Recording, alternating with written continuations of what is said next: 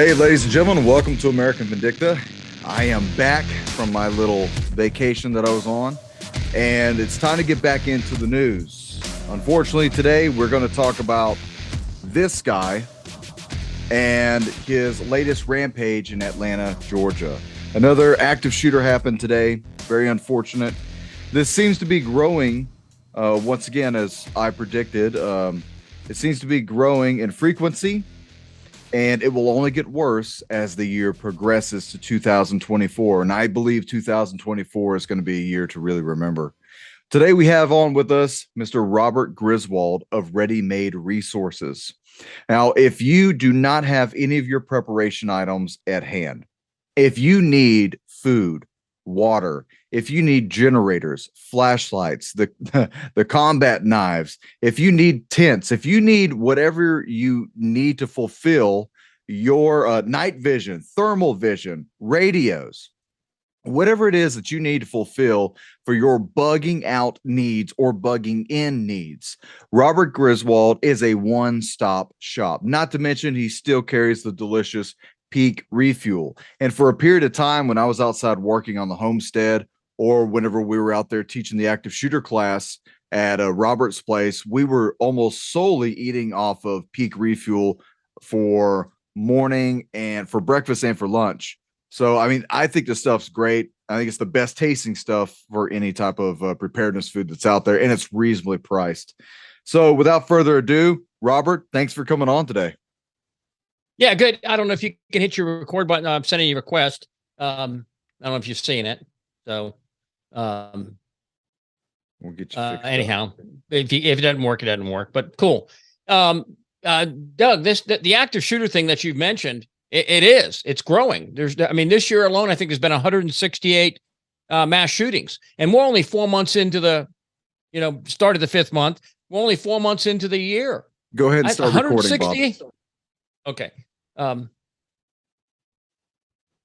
it. 168 mass shootings for this year alone. The odds of being involved in a mass shooting now are going up dramatically. On top of that, and I don't know if it has anything to do with it, but I mean, we have so psychologically scarred the young people in this country with all kinds of variant theories of who you can be and what you can be, when you are what you are. On top of that, you add the drugs, the puberty blockers, the steroids that a lot of these children are getting. And it's a wonder we don't have more. We are the most drug society that has ever lived on this planet. And on top of that, and I don't know, this is what I don't know if it has anything to do with it. Maybe you can comment. There's a shortage now of Adderall and things. It's developing. And so I don't know if people can't get their benzos. And Doug, maybe you can comment on this. We always think of heroin as addiction as the horrible addiction of addictions. And it is. It's a horrible addiction. But benzo addiction takes a lot longer to kick. In fact, I have a friend, Scott, who actually works in this field. A heroin addiction, your brain needs about a year after you've quit heroin or opiates to go back to normal. It's about a year healing process for your brain. If you do an MRI from when you started heroin to when you a year out, your brain has pretty much healed. Well, with benzodiazepines, it's about 18 months. It's one of the longest effects of addiction a human being can have. And so we're not talking about the guy who's cooking meth on the street. We're talking about the average person who just gets who needs the average child, the average person who needs benzodiazepines just to live day by day. The suburban mom. The suburban mom. I've known people who have been given, I'm doc, I've got nerves, I've got this, I've got, I'm just it's a little hard right now. Well, no problem. We'll give you some benzos. And, as with any drug, you take it for a while and you need stronger and stronger doses. And the people I've known, I've said, if you tried quitting, and it's like, if you go online, I don't even tell people to quit anymore. I just tell them to go see their doctor, because quitting cold turkey benzos can kill you. It's a very, very dangerous drug. And we have a nation of people addicted to benzodiazepines. So it's a mind altering drug.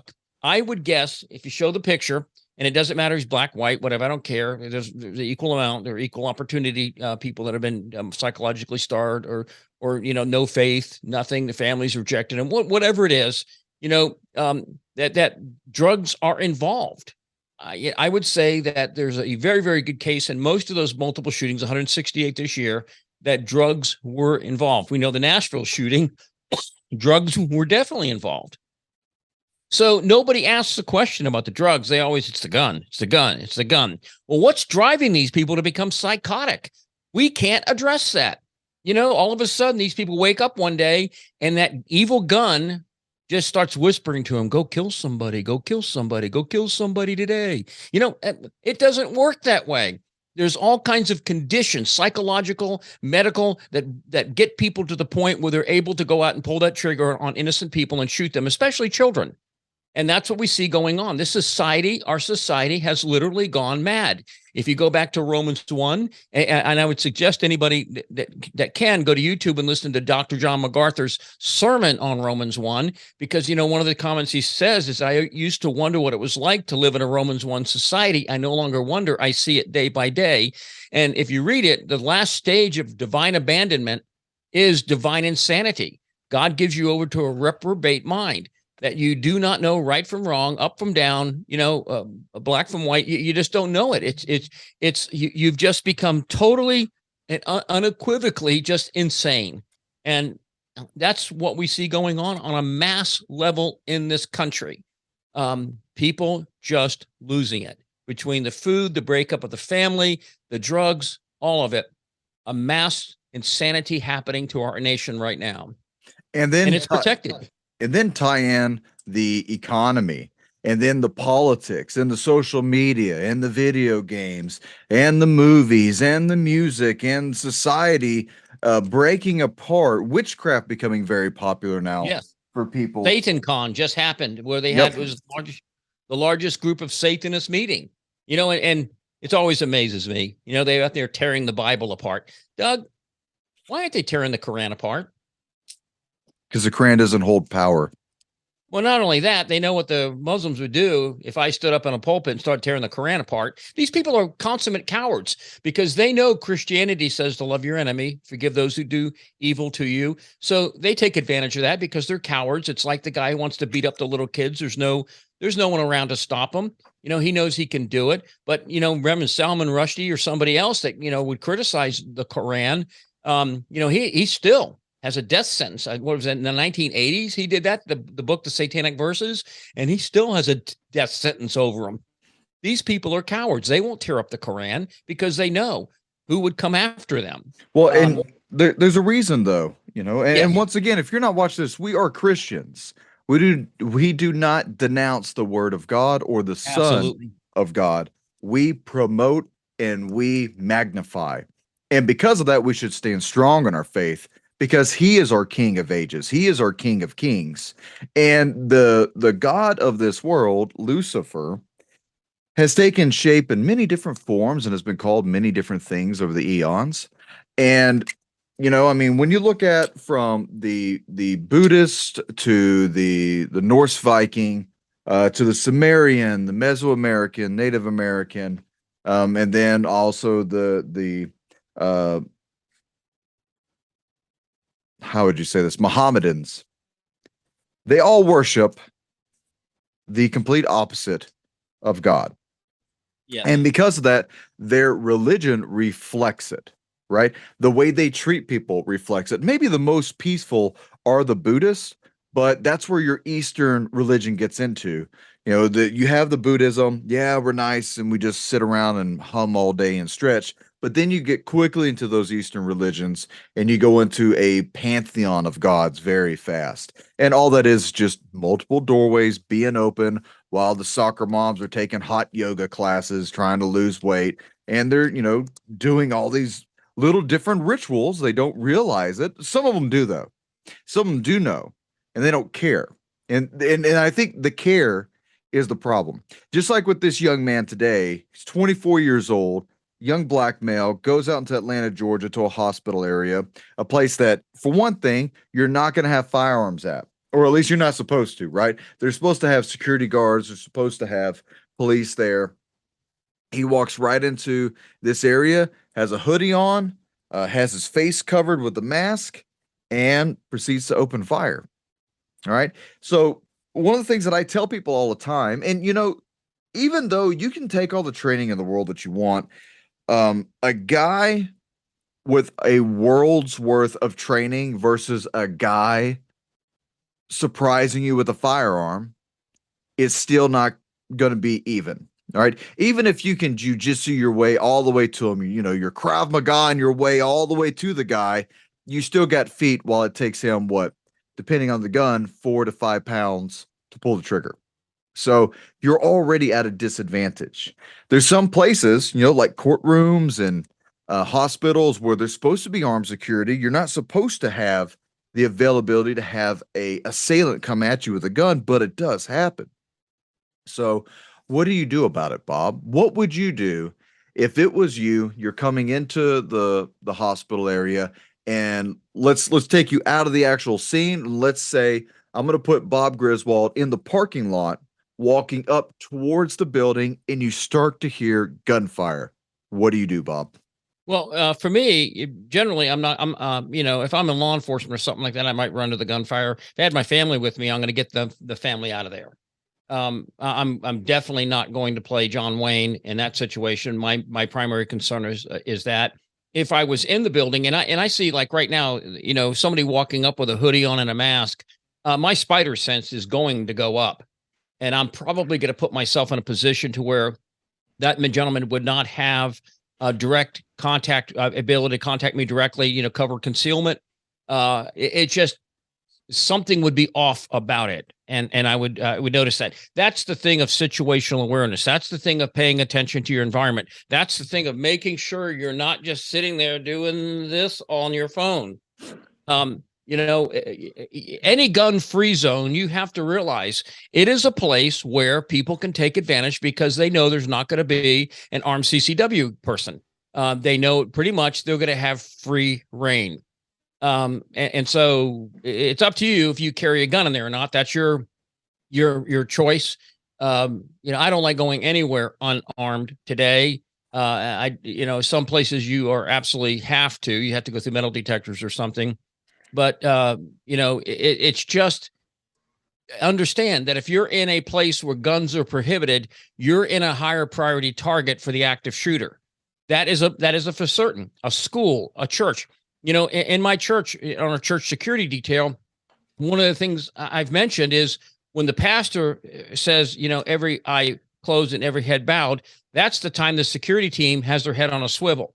We don't close our eyes. We don't bow our heads because everybody else is. And we want to make sure that situation is not taken advantage of, because when the whole church bows their head and closes their eyes, I mean, my gosh, what better time to shoot people than that?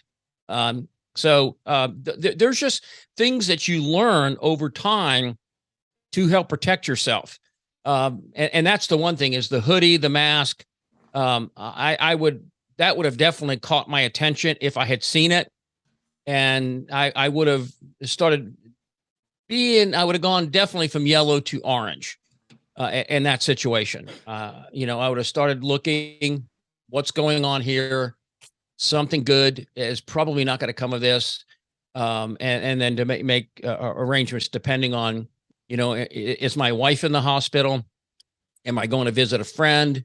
What's the purpose of me being there? If it's just going there for a procedure, I'm going to probably just wait and let discretion be the greater part of valor. Because again, as you said, you cannot be the person who initiates the violence. He is going to initiate it, and then you have to respond to it. So if you see somebody you suspect that is a potential active shooter, make sure you're not in his direct line of sight. Get in a place where you have cover concealment so that if it does go south, you can have that in your favor. So let's talk about two things real quick. Well, three things. And I want to mention one more. Excuse me. Let me say one more thing. Go ahead. The odds are you're going to have a handgun. He's going to have a long gun. That is not good math there. That's not good math on your side. So one thing I want to say is that if you have these AirPods, these Apple AirPods, or you have little wireless, um, you have wireless headphones.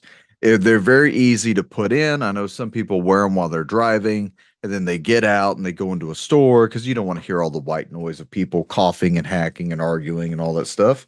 So people will wear headphones. Well, here's a problem is that you need all of your senses Absolutely. in combat. In combat, you need all of your senses. And every day you walk outside your door, you're in a war zone. You just haven't been shot at. That most likely you haven't been shot at yet. So, whenever you get out of your vehicle, phone in your pocket, headphones off, situational awareness. One of the things that I always do is I stop, I get out of my car, and I 360 degrees look all around me. I'm looking for anyone who's looking at me. I'm looking for anyone who's acting what I would be described as suspicious. That word suspicious may be different to a bunch of people, so I'll say suspicious. And then as I go to approach a store, I am watching my left and my right laterals from the cars, all right, as I'm walking. And then I'm also paying attention to what's going on in front of me. And typically, about every fourth to fifth step, I turn around and I watch my six. I watch my back. Got that from patrolling in Iraq. I can't turn that off. But what I don't do is I don't put something into my face that distracts me from everything that's going on. It's not healthy for you when you're trying to stay alive longer. So, one of the things that Bob also mentioned is cover and concealment. Okay, so let's break down what cover and concealment means. Concealment means that the bad guy can't see you, but bullets can still hit you. Cover means the bad guy can't see you, but bullets shouldn't be able to hit you. So if you're inside a business building, okay, and you are in a hallway or in some sort of a closet, you're in a room, active shooter happens, you seal yourself inside that room. 9 times out of 10, I've been there, done this. Your hallway, your walls are made out of 2x4s and sheetrock, of which a pistol, 9 millimeter round, is going to burn straight through it. And a 5.56 round is going to burn through multiple of them, most likely before it becomes frangible. So, here's a good tip for you is anybody who's listening, all you got to do is just stand up, point your hand, hold your gun in your hand, right? So make your hand look like a little gun. Chill out, FBI. It's not real. So you're going to point out, and then all you're going to do is say, go below my hand. I want you to just shrink down below where your arm is. Because from the average person, from 5 foot tall to 7 foot tall, you got, about 2 feet worth of distance there, typically. And anywhere between there, a bullet's going to fly. So anywhere between 5 foot tall and 7 foot tall is the average American. So that means you want to be below 5 foot tall. That means you want to be crouching 4 foot, 3 foot down on the ground if there's ever an active shooter. You don't do like they do in Hollywood and you stand up against the wall and you try to get skinny. The bullet is going to burn right through your body along with the sheetrock. You need to get below firing line. So there's one tip. Here's another is if you're in a parking lot and you hear shooting going on and you hide behind a car is proven to be not considered cover anymore because even 9 millimeter rounds are going to burn right through your modern day car. You can hide behind the wheel well, all right, where you're going to have the big disc brakes. That will stop almost a rifle round, maybe even a rifle round. But hiding behind a car, hiding behind a door, you got nothing. You got thin metal with cavities in between the doors, and then nothing. The round's going to go straight through it. So don't hide behind a car thinking I have cover. You have concealment. What is cover? Cover is a brick wall. Cover is a large tree. Cover is a berm of dirt. Cover is another building in between you and whoever is firing. Concealment is a bush, a car, a box. I don't know, Bob, maybe a big industrial sized garbage can might stop a small Doug, caliber. if I was behind you, you'd be cover. Thank you. Thank you. That helps my ego today. But these are things that we picked up and we learned in Iraq, that even though you may presume that you have cover, that cover may quickly change the first time around, goes straight through it. And here's another tip for you. Don't stand directly against walls. Here's a reason. The reason why is that for some unique ability, these bullets, especially rifle rounds with the velocity that they have, will seem to travel down a wall and just pop out right in front of you.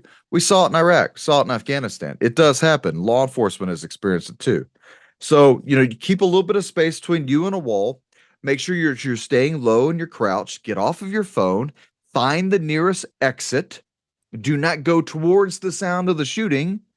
And that is part of your run, your hide, and your fight. So let's talk about the hiding portion real quick, Bob. If we're talking about people who were inside this hospital, all right, and remember, we have one person dead, 4 people wounded. All right, this happened 2 hours ago. Where would you hide immediately when you see the shooter open up fire? What would you do? For me? Yeah. I would try to get around a corner if that's available. The thing here is situational awareness. If you're in any building from Walmart to a hospital, you want to keep a running account of where you can exfil that building. You want to look for exit signs. You want to know how to get out of a building quickly. And that's really presence of mind. It's a trained behavior that I'm walking in that hospital. I know I just came in the front door. So where's my next exit as soon as I come in the front door? Because if that front door is compromised, I'm going to have to find somewhere where I can get out of that building. It might be a security, a janitor's closet. I don't know. Would you be willing to break a window down? Absolutely. Hold on. I'd be willing. Would you be willing to dive out of a window from a second or third story? Well, at 67, that would probably do me as much damage as a gunshot wound. So as age related, I would have to take that into consideration. I mean, I jumped off when I used to be a general contractor, I jumped off second story windows just for the fun of it. Show that I could do it, but at my age, I'd probably look for some other path. But again, people jumped out of the World Trade Center rather than get burnt alive. I mean, they went skydiving. Mm-hmm. Gosh, I can't remember which mass shooting it was at a college. It was the Asian male who had 2 pistols, and he chained the doors. Mm-hmm. And on the second story, which is where the students were, what he ended up killing? 20, 30. God, I want to say it was a bunch. Yeah, it killed 20, 30 people. Well, the sad part about this, and if you come to the active shooter course, I go over these cases with people, because if you don't understand the cases, the methodology, and the psychology of killers, then when you're in that type of environment, you're not going to know how to think. Well, I say that you may know how to think properly, but I'll give you the edge to say, hold on, I remember this is what people did and they survived. So what ends up happening is this shooter, he goes through, I want to say 3 rooms filled with college kids, kills every single one of them. The 4th room across the hallway, and he's kind of bouncing back and forth. The 4th room across the hallway have been listening to the sound of gunfire. They break out the windows, and it's a little bit higher than second story. So probably close to 20 something feet. Second story is normally like 10, 12 feet tall. So they're probably close to 20 feet in the air. And all of them jumped out. One person, I think, broke their leg. One person hurt their hip or sprained their ankle, and they all survived. And everyone else died. And those rooms, from the first room with the firing happened to the last room before the other kids jumped out of the window, all sat there and waited for him to come and kill them. Yeah. That is a trained mentality, to sit there and wait for your own murder. Yeah, I mean, and also somebody could have been clandestine at the door and tried to bum rush him. There's a lot of things that you can do. He doesn't have that good of peripheral vision. He's going to try to come in through that door. And if someone's off to his 90 degree, you know, the way the door opens, there's a chance that, you know, they're going to have an opportunity to get to them. And you're probably in a schoolroom. It's probably block walls. So it's going to greatly stop or slow down a bullet. You know, sitting in the corner, cuddling the students up. I mean, you know, the saying is that's why they on a long patrol, you don't stand side by side to somebody. You have distance between you because they don't want one grenade to kill you all. Dispersion. And so, yeah, so you space. And, you know, that's the thing. If you had 18, 20 students in a room and he starts shooting, I mean, and the students are spread out, somebody should, I mean, you're going to die anyhow. Try to attack him, whatever. He's sitting down waiting to get killed. We've all seen those pictures in Nazi Germany of people sitting on the edge of a you know, a bank where they've dug out and just waiting to get a bullet in the head where they can push you in so they can bury you. That's not a plan. But for me, my primary thing I do in any building is I'm looking for exits. I want to know how to exfil that building quickly.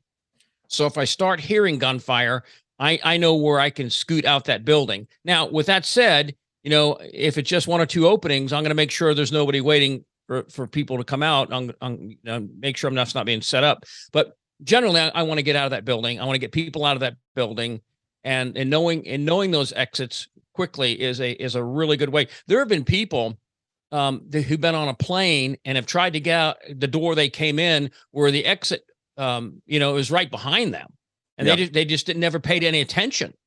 And so you know, there's panic going on, and they saw, you know, 15 seats up. That's where I came in. That's where I got to go. They don't look around them and see maybe one or two seats back. There's the exit row with the emergency door there. And that is a fatal problem with people not paying attention to their environment. But as we see more and more of these shootings, again, Dave, let that sink in.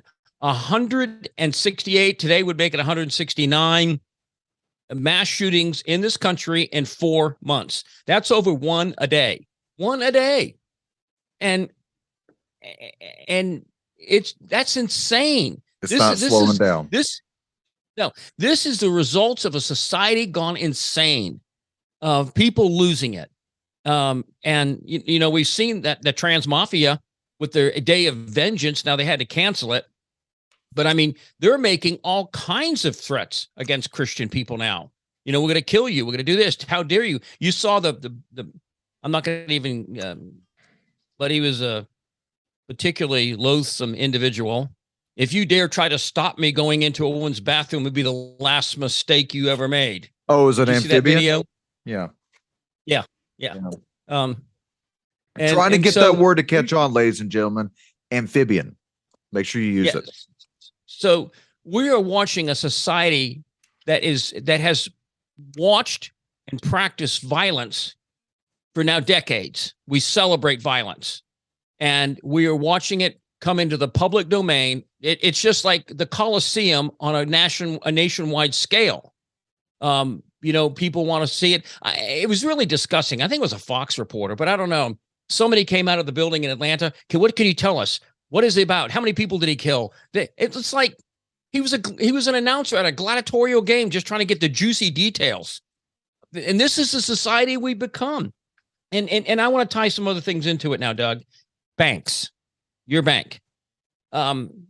We are seeing bank failures in this country on a level that we've probably not seen since 1928, worse than 2008.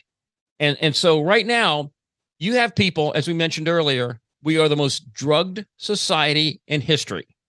So 10, 15 years ago, I imagine the statistics are higher, but 10 to 15 years ago, the statistics was 1 in 5, 20% of everybody you walk past in the street is chemically altered. You know, their brain is not firing the way it normally fires because there's some type of chemical in their brain, you know, doing whatever it does. Opiates, benzos, alcohol, marijuana, something along those effects, CBD. And with the access now of these CBD oils, and they are mind altering. I mean, in Tennessee, I know you can buy CBD oils that really, really, really, I mean, it's no difference between that and, you know, marijuana. I mean, they're very, very strong. So you have that. You have a chemically altered society. You have a psychologically scarred society, psychologically scarred in the fact that the family is broken, the children are broken. My wife has a martial arts dojo, and you know, from time to time, kids come in there that have had, two or three sets of parents.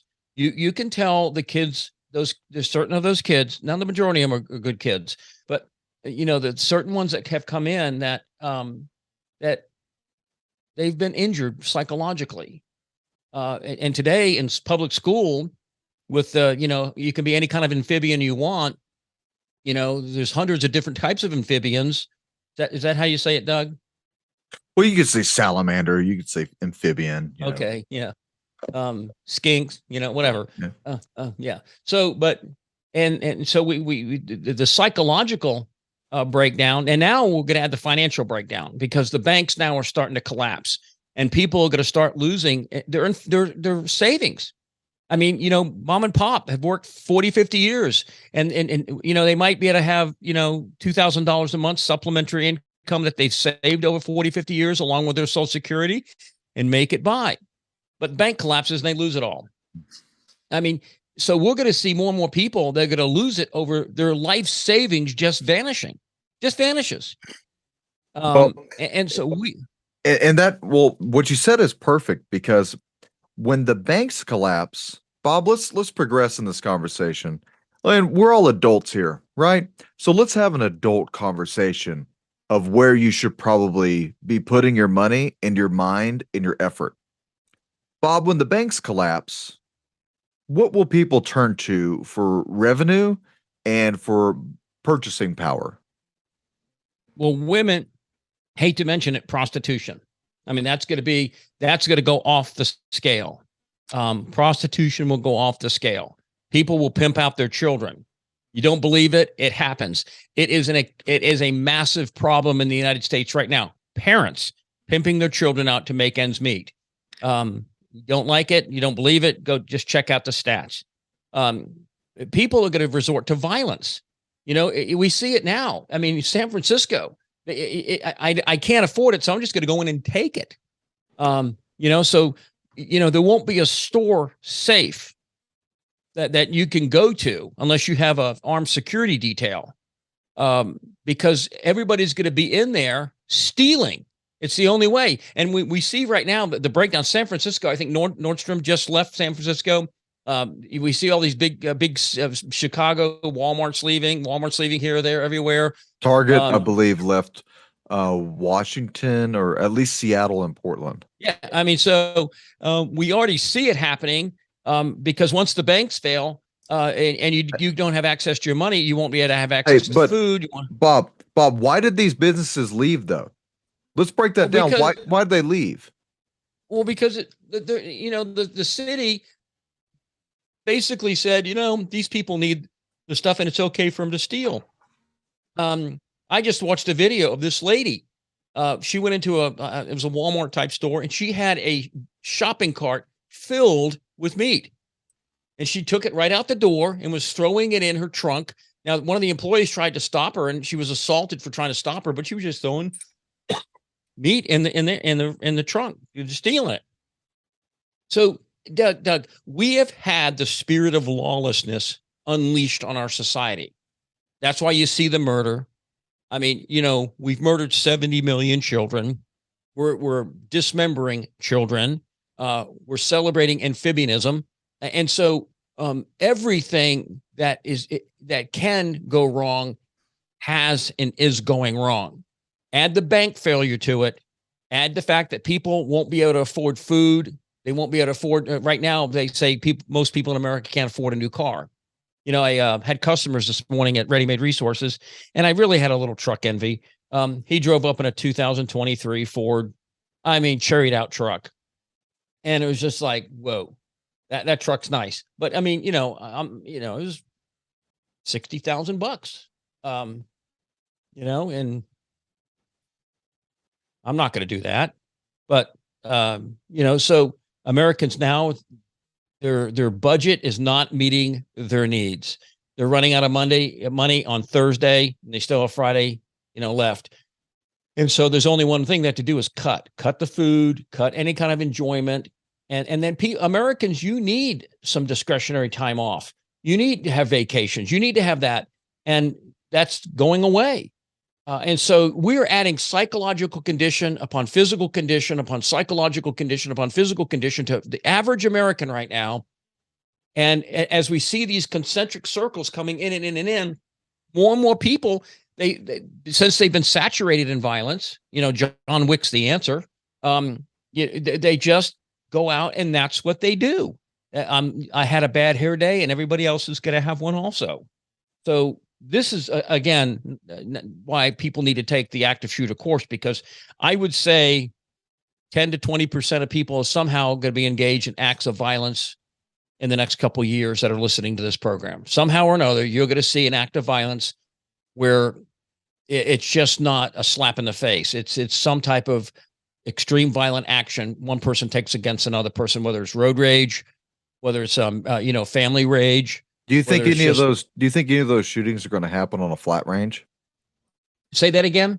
Do you think any of those attempts of pre-attempted murder from some assailant towards a person who's a CCW carrier or just carrying a firearm in general, do you think that's going to happen on a flat range, like an indoor range or an outdoor range?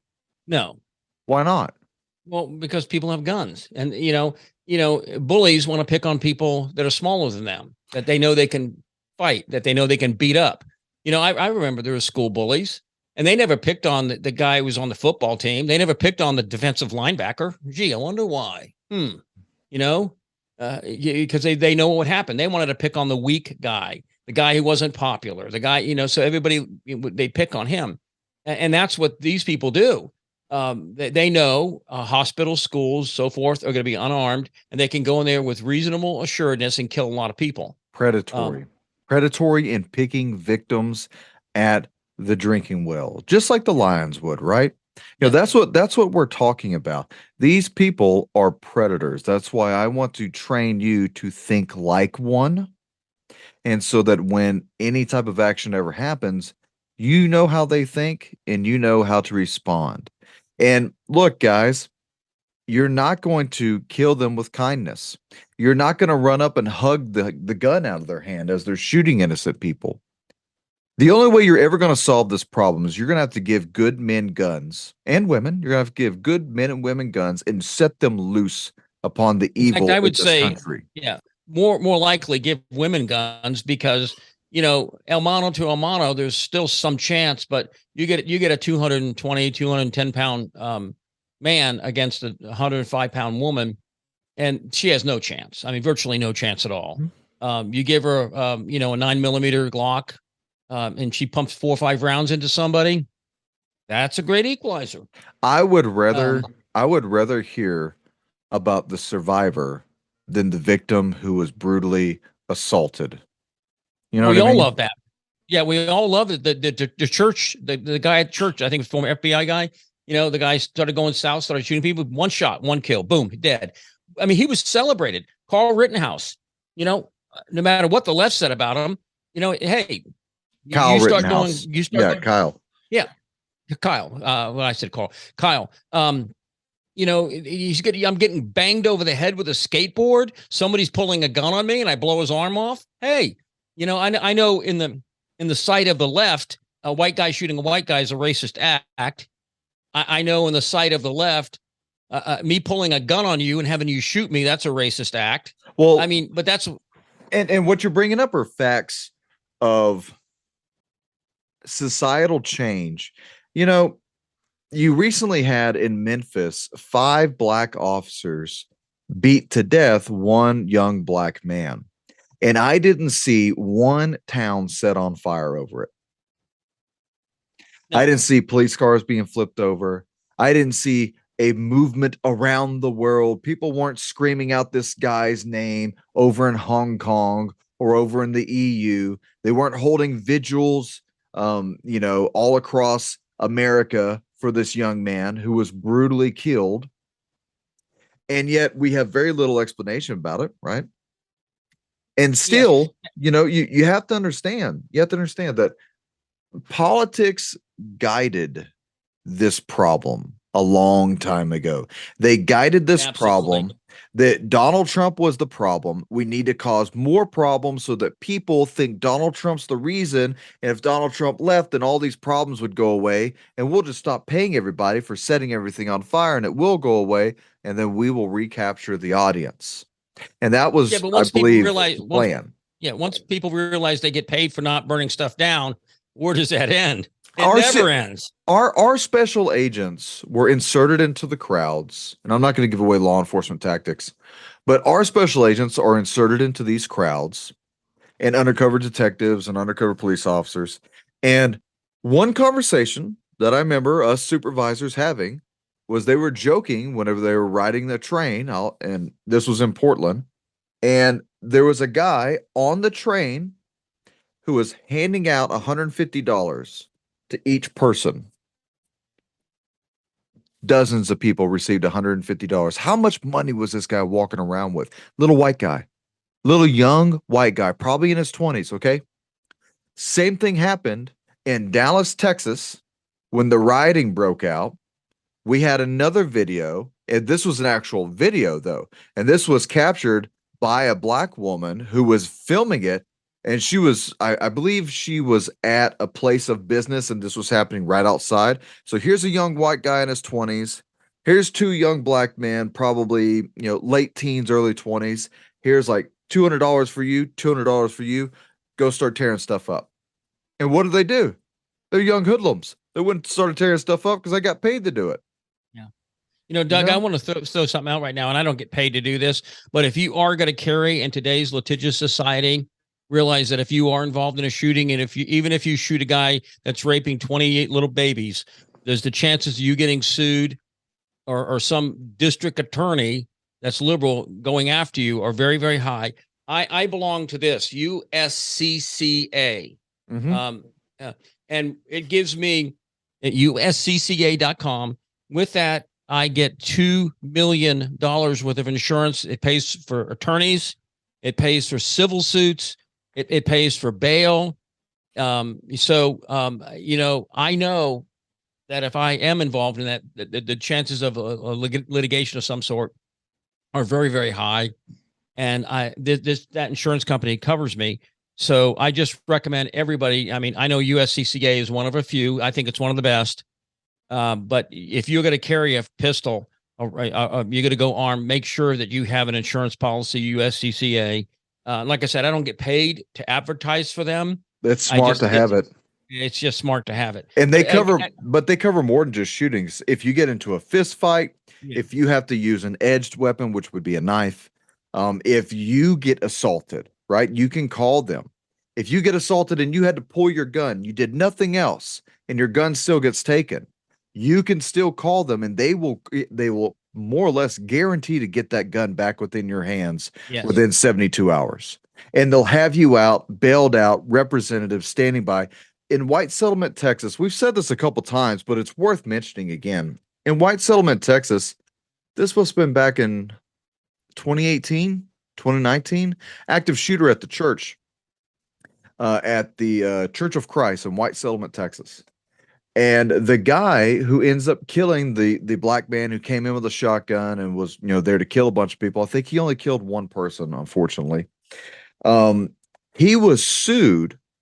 Okay, the security guard was, and I believe he's a former cop as well. He was sued by the city of White Settlement. He was sued by 3 people in the church. He was prosecuted for murder. Had to go to grand jury. That's a lot of money going back and forth, forth. This is the point. This is the point. If a DA looks at, Joe Blow and sees he has $10,000 in savings and he has a mortgage on his house, a mortgage on his car, he realizes that guy's going to probably plea out because he can't afford it. He can't afford to fight it legally because you're maybe $1 million. But if you have USCCA or something like that behind you, my policy's for $2 million. They're going to realize this guy has the financial assets to really make it difficult for us to go after him. He has a powerhouse in his back pocket. And so high priced lawyers that know how to defend against gun cases. bail, all of that is going to be covered. And so I cannot overemphasize the nature in this litigious society, the need for USCCA or something equivalent, and to have that, because it will happen. You will be Kyle Rittenhouse. You're going to be drugged before court, and the DA will look at that. He'll look at your financial profile, and he'll know he has no chance financially of doing anything about this. We're just going to steamroll him. But if he sees USCCA and $2 million behind it, he's going to realize, well, this is not a really winning case, because, he was justified in doing the shooting, and these people are going to put the money where their mouth is. And so the chances of you being charged are going to go greatly down. Not that it won't happen, but if it does happen, you're not going to be financially bankrupted. You're going to have good lawyers on your side defending you. So I just think that is, in this society, it is a must, an absolute must. But as we go back to the recent increased shooting of active shooters, again, we cannot, if you look at any aspect of the American family, the American experience right now, it is all coming apart at the seams, and people are not able to psychologically handle it. People are just watching this bad news happen. I mean, we just tried to kill a head of state that has nuclear powers, Vladimir Putin. We just tried to kill him. We blew up his pipeline. And he's threatening nuclear war retaliation. We just put a submarine off the coast of Korea for the first time in 40 years.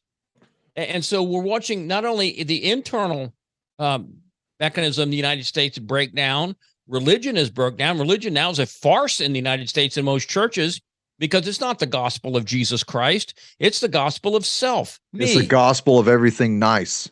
Yes. Meism, meism. It's all about meism. And so everything that was the glue of the United States, when you go back and you watch a 1950s, I watched North by Northwest the other night, Alfred Hitchcock, and we just were amazed at seeing how people dressed. Everybody they were just out walking down the street, suit and tie on. Women had dresses on. It was all just classy. Yeah, classy. But today, the society is unraveled. And it's obvious, if you do a psychological profile in America, we are a very, very, very sick society. Very, very, very unhealthy society. How much more dangerous do you think it goes with Title 42 ending on the 11th? Oh, gosh. Oh, if you lived on the border, it doesn't even matter anymore. I mean, they'll just bust them all over the country. Day by day, Dave, it's just not Title 42 that'll expire. It's a dozen other things, that crime is not punished. Murderers are let go. Rapists are let go. It's just crime pays off. And the middle class are getting squeezed financially. They're everything about the middle class is they're trying to destroy it.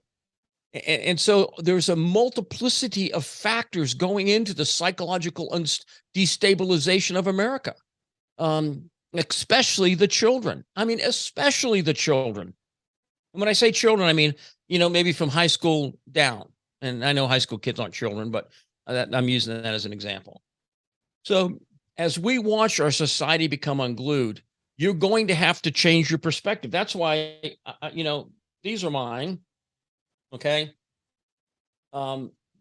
It's an incredible piece of night vision equipment, because you're going to see more and more people coming out at night trying to surprise people doing a night rush, in your home, break into your home, be a mass shooting in your home. And if you have the ability to see night vision, I mean, I'm not going to turn them on because it's light in here, but absolutely, I can see 400 or 500 yards away clearly with these things on a dark night. Now, Joshua, wait a sec. Okay. Yeah. Joshua, these are Joshua's right here. He loves them. So we both have a pair, and, he has it where he has them up in his room. I have them in my room. If something goes wrong, we can go out at night and just clearly see, which gives us the strategic advantage. I mean, a tactical advantage, an extreme tactical advantage over somebody that doesn't have that capability.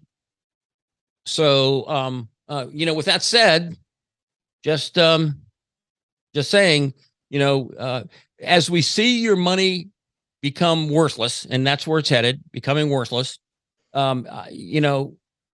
There's certain things I would definitely have. Night vision being one. The communication equipment being the second. Absolutely, an absolute necessity, because Doug, you're going to know it. These people are going to come out at night. They're going to go into neighborhoods where they suspect there might be some wealth. They're going to kick the door in, and God knows what happens next. But in law enforcement, when you're patrolling, you have a greater heightened sense of awareness at night because criminality happens mainly in the presence of darkness. That's yes. that's where cowards lurk. And so your average police department, your average police officer has a flashlight.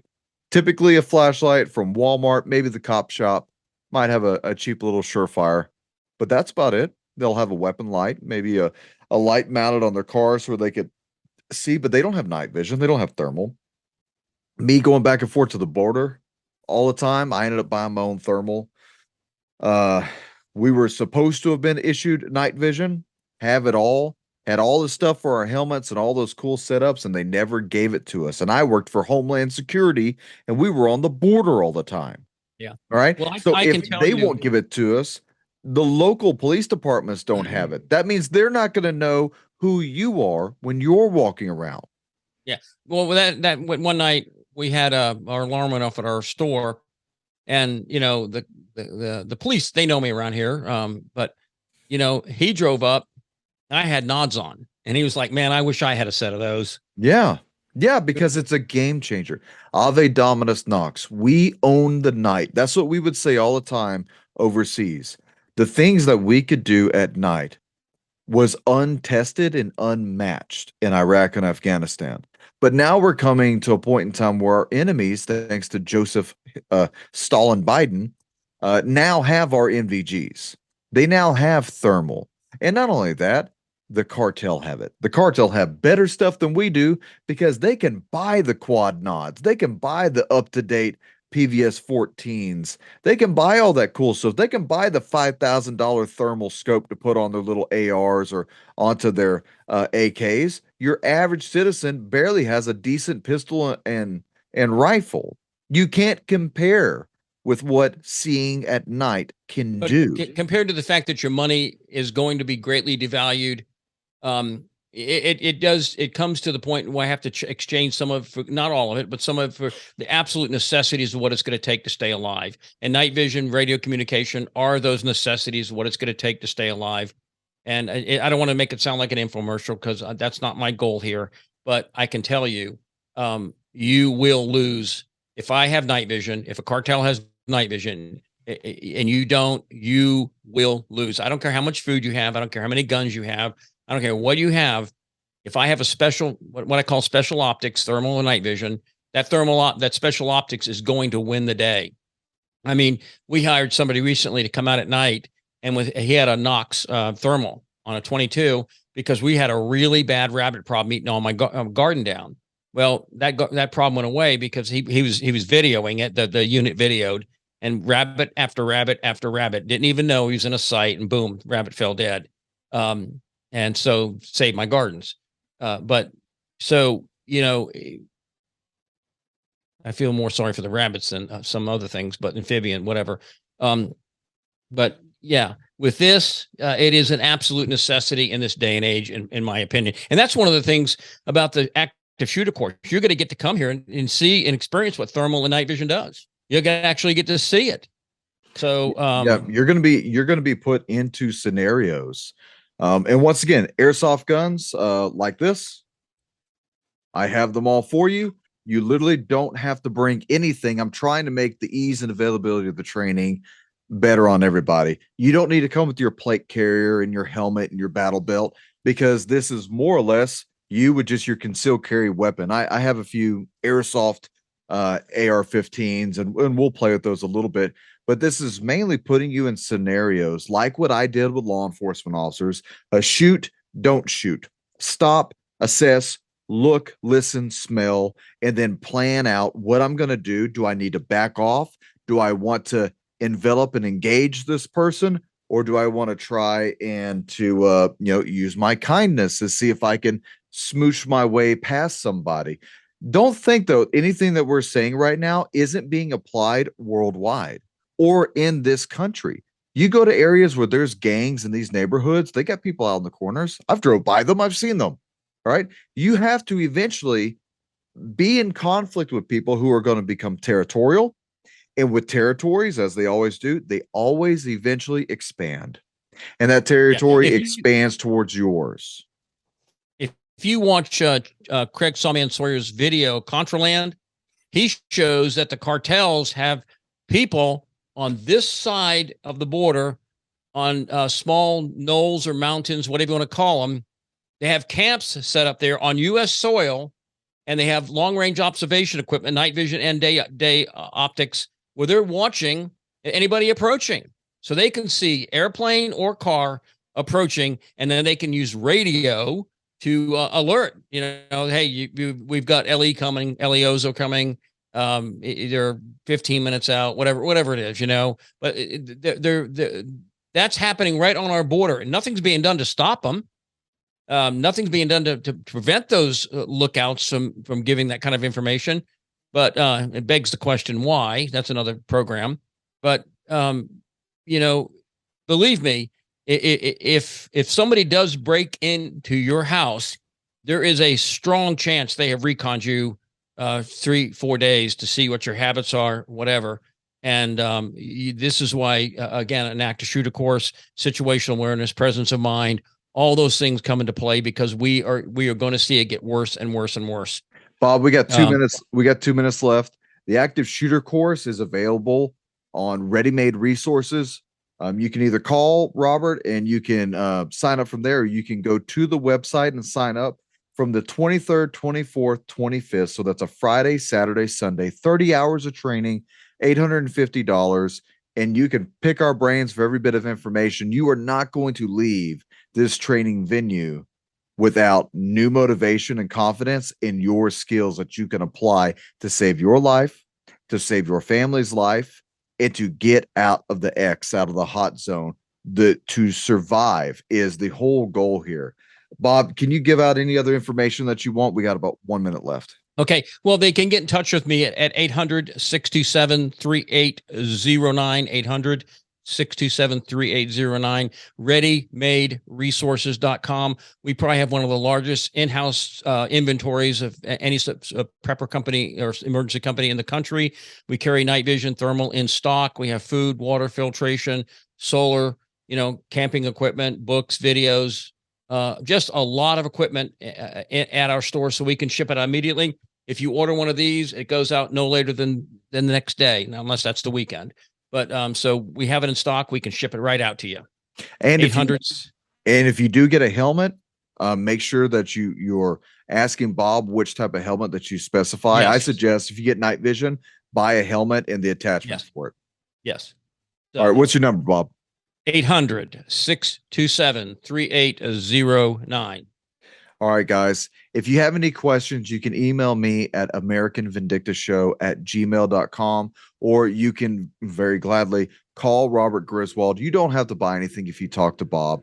Just ask him, this is what I think I need, and he will walk you through the process and even price it out for you if need be. And the night vision, you can put on a payment plan, so you don't have to pay it all up front.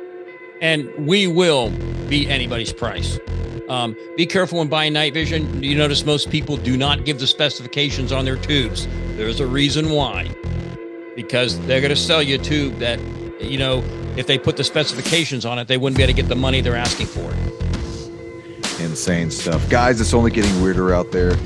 It's only growing more dangerous. So stay frosty, stay vigilant. The enemy's out there. We'll see you next time. God bless, Doug. Thank you.